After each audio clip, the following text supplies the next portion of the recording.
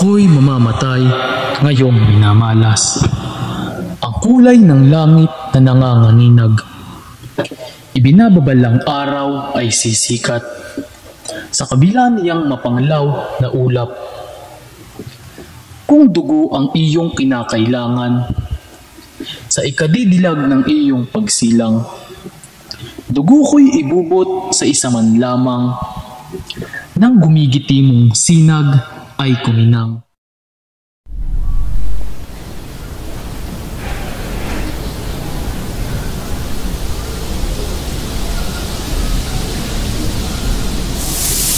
Ayon sa mga ebidensyang papeles at testimonya, napatunayang Jose Protasio Rizal Mercado y Alonso Realonda ay nagkasala sa harap ng korteng ito sa ilalim ng pamamahala ng Espanya sa kadahilanang siya ay naging pangunahing tagapagtatag at buhay na kaluluwa ng insureksyong Pilipino.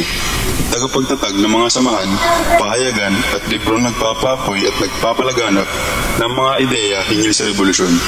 Dahil dito, siya ay nasasakdal sa kasong rebelyon, sedisyon at konspirasyon at hinahatulan ng kaparusahang kamatayan sa pamamagitan ng pagbaril sa nasasakdal habang siya ay nakataligod sa mga sundalong Kastila. Ito ay papatupad bukas, 30 ng Disyembre ng taong ito sa ganap na 7 ng umaga sa Bagong Bayan.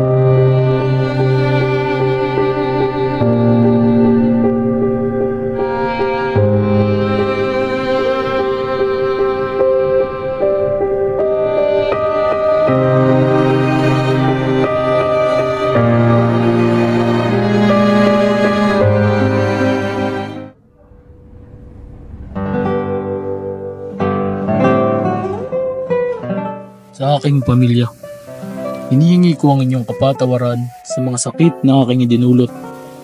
Subalit balang araw, mamamatay din ako at mas mabuti pa ngayon na mamatay, habang ang budhi ko ay punong-puno pa ng kasaganahan.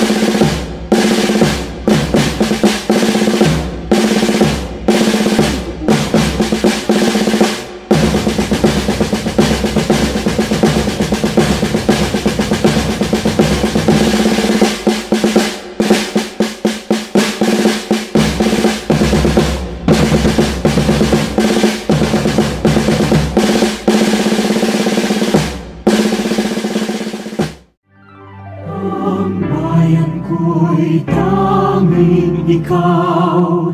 Pilipinas kong mahal, ang puso ko at buhay man sa iyo'y ibibigay.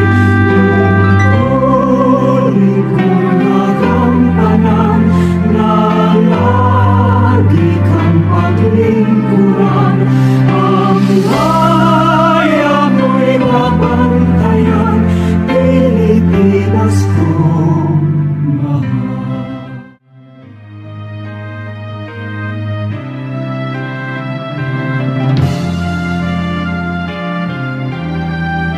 Listo!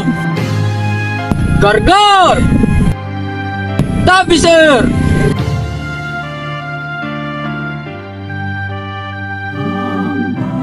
Sumatones!